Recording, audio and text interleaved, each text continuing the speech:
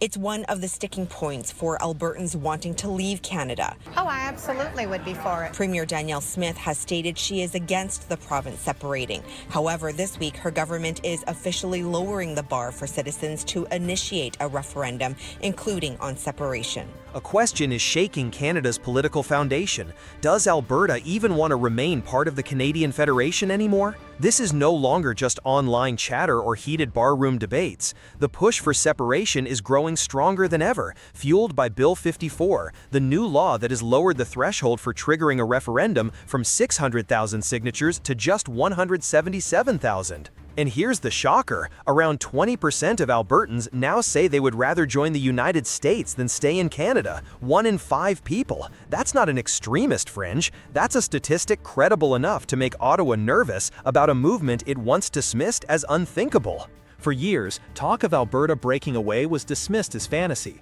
but Bill 54 has changed the rules of the game.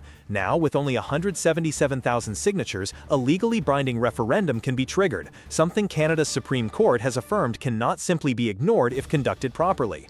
But a legal expert says even if the required number of signatures are collected within the mandatory time frame, separating isn't an easy feat, and there are complex issues to consider. The Alberta Prosperity Project wasted no time. Petition drives are already underway, with organizers confident they'll meet the signature requirement by the summer of 2025. This means Alberta could be heading to its first ever sovereignty vote within the next 18 months. Not long ago, the notion of Alberta becoming America's 51st state would have drawn laughter, but new polls show 20% of Albertans would actually support the idea. Among conservative voters, who form the majority in Alberta, support for some form of separation, whether as an independent country or as part of the U.S., is as high as 65%. And this isn't just talk. Some Alberta groups have begun contacting U.S. officials to explore legal possibilities. A well-known Alberta lawyer even revealed he had informal discussions in Washington where the response was blunt. If Alberta really decides to leave, you'd be welcome as the 51st state. Last week, Elections Alberta approved his application, but because he applied before new rules took effect, he needs to collect 600,000 signatures. The driving force behind this movement isn't cultural pride, it's cold, hard economics. Alberta, Canada's energy powerhouse, feels exploited. In recent decades, Alberta has been an engine of Canada's prosperity. The economic engine. The economic engine. The economic engine. Even today, this is a claim you can find right on the Government of Alberta website. It's also a frequent argument of the separation movement. In 2022, Alberta contributed 14.2 billion CAD more to Ottawa than it received, about 13,000 CAD per person. Meanwhile, Quebec received 13.2 billion CAD in equalization payments while simultaneously blocking major pipeline projects. Alberta produces 4.2 million barrels of oil every day, over 1.5 billion annually, and has a GDP of 336 billion CAD. Yet it is treated as an environmental nuisance rather than the economic engine it is. Albertans see the imbalance. They carry the country financially, only to face political and regulatory roadblocks. It doesn't help that Alberta trades more with the U.S. than with all other Canadian provinces combined. In many ways, Albertans feel they have more in common with Montana or Texas than with Quebec. It's not just money. Federal policies are seen as deliberately hostile to Alberta's energy sector. They have blocked new pipelines with C-69, canceled multiple oil and gas projects, and banned the very tanker ships needed to carry those resources to new markets. Bill 69, dubbed the No More Pipelines Ever Again Act, has created a bureaucratic maze, delaying or killing projects indefinitely. Keystone, Northern Gateway, and Energy East, projects worth $55 billion CAD in potential revenue, were canceled, leaving 2.5 million barrels of oil per day untapped. Ottawa's EV mandate, requiring 20% of all new cars sold by 2026 to be electric, is viewed as unrealistic, given Alberta's grid and infrastructure aren't ready. Rather than waiting, Alberta is taking matters into its own hands. Premier Danielle Smith is now championing the Western Corridor project, a direct export route through Prince Rupert and Churchill, bypassing federal bottlenecks. Saskatchewan and Manitoba are reportedly considering joining this regional alliance, giving Alberta an alternative path to global markets. This is no longer idle Facebook chatter. According to an Angus Red poll, 36% of Albertans are ready to vote for separation, and that number is climbing month by month. A referendum may not immediately lead to Alberta becoming Alberta's 51st state, but it would undoubtedly trigger the biggest political crisis in modern Canadian history. The question is no longer, is Alberta bluffing? The question now is, what will Ottawa do to keep Alberta before it's too late? In just a month, Canada, China, Singapore, and several other nations sold off $36 billion worth of U.S. Treasury bonds, shaking the foundations of global finance. Losing the dollar's dominance would be like losing a world war. Donald Trump's words during a recent cabinet meeting were more than a warning. They were a declaration.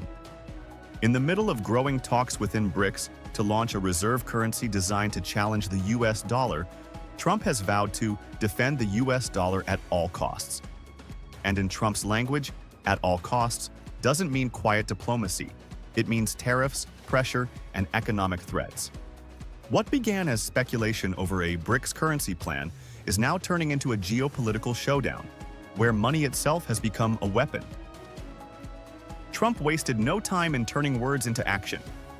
He announced a sweeping 10% tariff on all imports from BRICS nations, warning that any country daring to undermine the US dollar could face additional punitive duties. If they want to use another currency to replace the dollar, they will pay for it, Trump declared. The response was immediate and fierce. Brazilian President Luiz Inácio Lula da Silva blasted Trump as an emperor in disguise, insisting that BRICS would not step back from its plans. In Beijing and New Delhi, trade officials convened closed-door meetings to accelerate bilateral settlements in local currencies and expand BRICS Pay, the digital payment system created to bypass the dollar. But the shockwaves didn't stop with BRICS. Long-standing U.S. allies started to feel uneasy. South Korean media warned that if Trump continued to weaponize tariffs to maintain dollar supremacy, even trusted partners like Japan and South Korea might diversify their foreign reserves. In Brussels, European officials began openly discussing increasing euro and even yuan holdings to reduce political risk from Washington. A recent Pew Research survey revealed a staggering figure. 47% of citizens across allied Asian and European nations now view the U.S. as an economic threat rather than a reliable partner. Financial analysts argue that Trump's tactics are backfiring. Every tariff, every public threat, and every speech only pushes nations closer to exploring alternatives. What was once a theoretical de-dollarization movement is now becoming a practical strategy. Inside BRICS meetings, discussions of a joint reserve currency are moving faster than ever. Preliminary contracts settled through BRICS Pay have already been signed. Russia and India, China and Brazil, skipping the dollar entirely. Even if a formal BRICS reserve currency isn't launched immediately, the psychological shift is happening. Nations are testing life beyond the dollar. The potential consequences for the United States are staggering. If global transactions conducted in US dollars drop from the current 58% to below 50% in the next 5 years, economists warn of a chain reaction.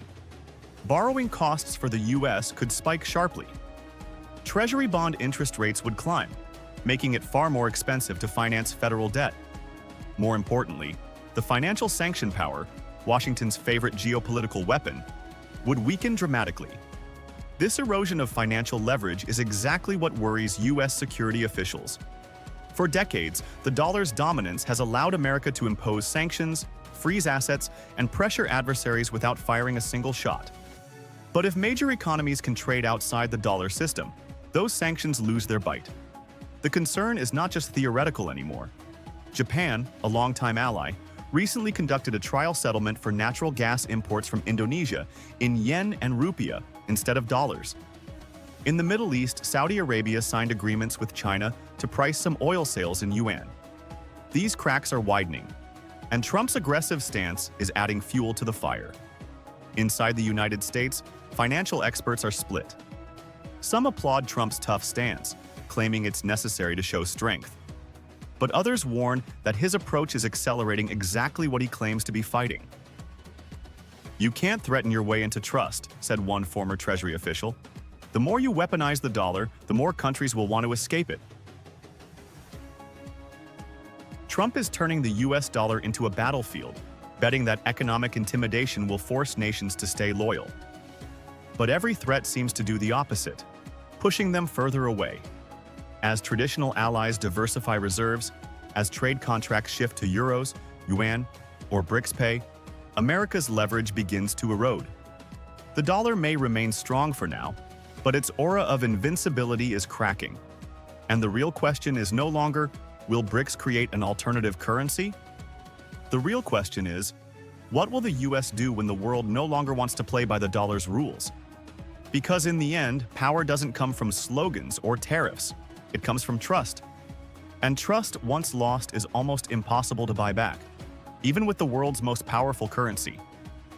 Term thing. China's influence on the world stage has been growing and America's has been declining.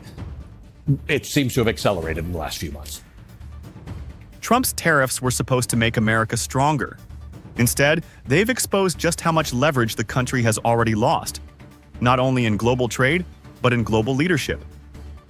The numbers for the full year should have gone up. But because of tariffs, companies withdrew their guidance and left to their own devices.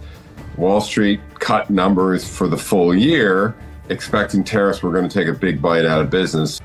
President Donald Trump returned to office promising to finish what he started: break global trade dependencies, revive American manufacturing, and force allies into reciprocal trade deals. His signature weapon? Tariffs. On April 2nd, what he called Liberation Day, the administration announced sweeping tariffs of 10 to 50% on over 100 countries. Canada faced 35%, the EU 30%, China 50%. But instead of forcing trade partners to fold, the strategy is falling flat. According to Morgan Stanley Investment Management, U.S. companies in Q2 2025 showed stronger than expected earnings, not because tariffs helped, but because Wall Street had slashed expectations too sharply earlier in the year. Companies had withdrawn guidance out of caution, assuming tariffs would bite deep. But those fears didn't fully materialize. What did happen? Supply chains rerouted, costs shifted, and a wave of confusion left investors cautious. Tariffs didn't crash the markets, but they didn't boost domestic production either. Industrial growth remains sluggish. Input prices have edged up. The economic logic behind Trump's strategy is now under serious scrutiny.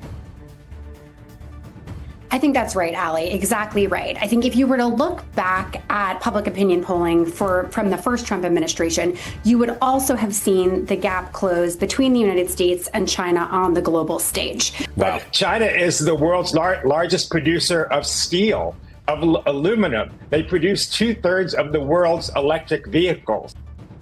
While the economic results remain mixed, the geopolitical cost is becoming crystal clear. Longtime allies are walking away, not in anger, but in quiet disappointment. European officials now describe the U.S. as an unreliable partner. Trade talks with the EU have stalled. Japan and South Korea are signing independent energy deals with Canada, bypassing Washington. What's more, Trump's foreign policy choices, cutting USAID funding, slashing international education programs, and walking back diversity initiatives in universities, have eaten into America's soft power. According to Freedom House, the number of democracies worldwide has declined for 19 straight years. Trump didn't start that trend, but analysts say he's accelerating it. U.S. influence used to come not only from the dollar or the Pentagon, but from trust. That trust is eroding, and nothing is replacing it. As Washington raises walls, others are building bridges. China, once hesitant, now responds with full confidence. In April, Beijing imposed retaliatory tariffs as high as 84% on U.S. goods. It restricted rare earth exports, tightened import licenses, and deepened Belt and Road investments. Over $1 trillion has been pledged across Asia, Africa, and Latin America, with little U.S. competition in sight. Even more striking is Canada's response. After being hit with 35% tariffs, Ottawa didn't just retaliate with its own 25% levies. It went further. Prime Minister Mark Carney launched an economic realignment strategy, boosting trade with Mexico and the EU, slashing exposure to U.S. supply chains, and coordinating regional alternatives. Tourism from Canada to the U.S. dropped over 40% in June, according to international booking platforms. Some provinces banned American alcohol from public events, and Canadian consumers, quietly, began choosing differently. Trump's tariff-first doctrine was designed to project power.